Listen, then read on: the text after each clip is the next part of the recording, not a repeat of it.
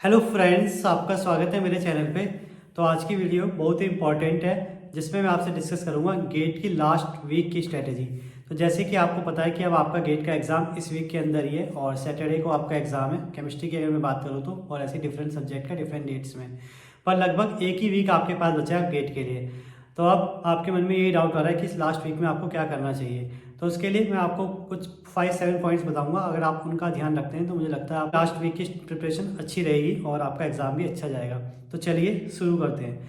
तो देखिए, इसमें सबसे पहली बात जो आपको ध्यान में रखनी है वो तो ये कि आपको इस लास्ट वीक में आप कोई भी न्यू कंटेंट नहीं पढ़ना है, कोई भी नई चीज़ नहीं पढ़नी है। आप सिर्फ रिवीजन करेंगे और रिवीजन भी सिर्फ आप अपने नोट्स का करेंगे और या जो भी कंटेंट को आप फॉलो कर रहे थे आप उसको ही करेंगे। सेकंड चीज़ जो सबसे इम्पॉर्टेंट हो जाती है, कई बच्चे गेट में अभी तक साइंटिफिक कैलकुलेटर यूज़ करना नहीं सीखते, तो उसके लिए आप साइंटिफिक कैलकुलेटर इस्तेमाल करना सीख लीजिए प्लीज़ लास्ट वीक में।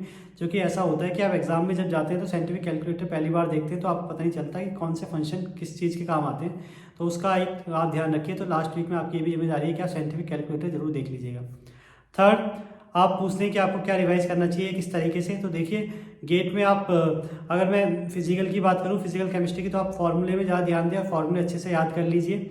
और इनऑर्गेनिक केमिस्ट्री की मैं बात करूँ तो इनऑर्गेनिक केमिस्ट्री में जो भी एक्सेप्शन वाले और या जहाँ पे भी चेंज हो रहा है कुछ, जैसे कोऑर्डिनेशन केमिस्ट्री में केमिकल बॉन्डिंग, उसे आप जरूर ध्यान दीजिएगा।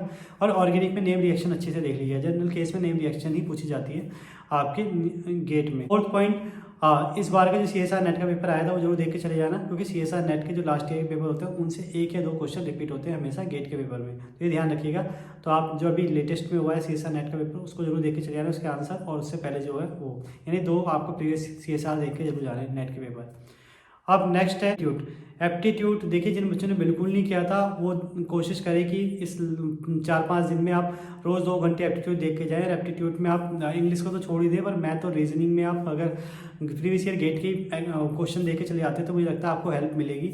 और इस चीज़ को आप ध्यान रखिए। अगर आप वो भी नहीं देखते तो आप रीजनिंग की एक बुक आती है, अरिहंत की एक बुक आती है रेड कलर की, उसे आप पढ़ लीजिएगा या देख लीजिएगा, आपकी रीजनिंग अच्छी हो जाएगी। मतलब स्टार्टिंग के आप देख लीजिए बस कैसे रीजनिंग सॉल्व हो रही है, मतलब ज़्यादा भी आपको डीपली जाने की जरूरत नहीं है। नेक्स्ट पॉइंट है, एक और चीज़ है जो आपको ध्यान में रखनी है, वो ये कि आपको कोई भी नए क्वेश्चन सॉल्व नहीं करने हैं। अब जैसे मैंने आपको बोला कि नया पढ़ना नहीं है, वैसे नए क्वेश्चन भी आपको सॉल्व नहीं करने, और कोई भी आप डिफरेंट असाइनमेंट या डिफरेंट क्वेश्चन सॉल्व मत करना।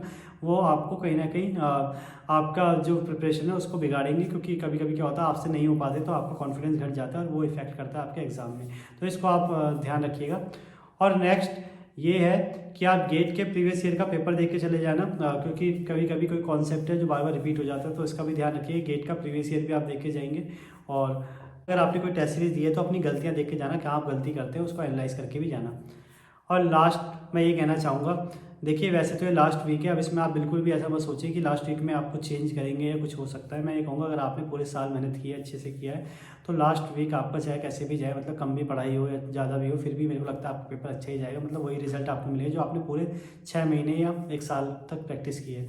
वैसे ही अगर आपने मानो कुछ क्या कहते हैं नहीं किया है, और या आप सोचते हैं कि बस 3-4 दिन में सर कुछ ऐसा बता दें कि इससे पास हो जाओ, तो मैं कहूँगा ये काफ़ी एक लक बाय चांस की बात है कि अगर आपने पूरे साल कुछ नहीं किया और 4 दिन में आप पढ़ के कुछ पास हो जाए, या मैं जो बताऊँ वही आ जाए।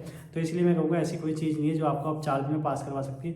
बस हाँ, इतना ही है, फिर भी आप जितना भी कर सकते हैं, या अगर आप नेक्स्ट एग्जाम की तैयारी करें या CSR नेट की तैयारी करें तो उसको ही कंटिन्यू रखें और उसके सिलेबस को आप पढ़ते रहें। तो आई होप आपको मेरी पूरी बात समझ में आई होगी, और यही मेरी एक छोटी सी स्ट्रैटेजी थी इस लास्ट वीक के लिए। आप इसे ही फॉलो करेंगे तो मुझे लगता है आपके अच्छे मार्क्स आएंगे। तो बाकी आपको एग्जाम के दिन कैसे पेपर अटैम्प्ट करना है और क्या करना है उसके लिए मैं और वो टाइम से आ जाएगी, उसे आप देख लीजिएगा, जिससे आपको हेल्प मिलेगी कि आपको एग्जाम कैसे अटैम्प्ट करना है। तो आगे ऐसी इन्फॉर्मेटिव वीडियो देखने के लिए चैनल सब्सक्राइब करें, वीडियो को लाइक करें और शेयर करें। Thank you.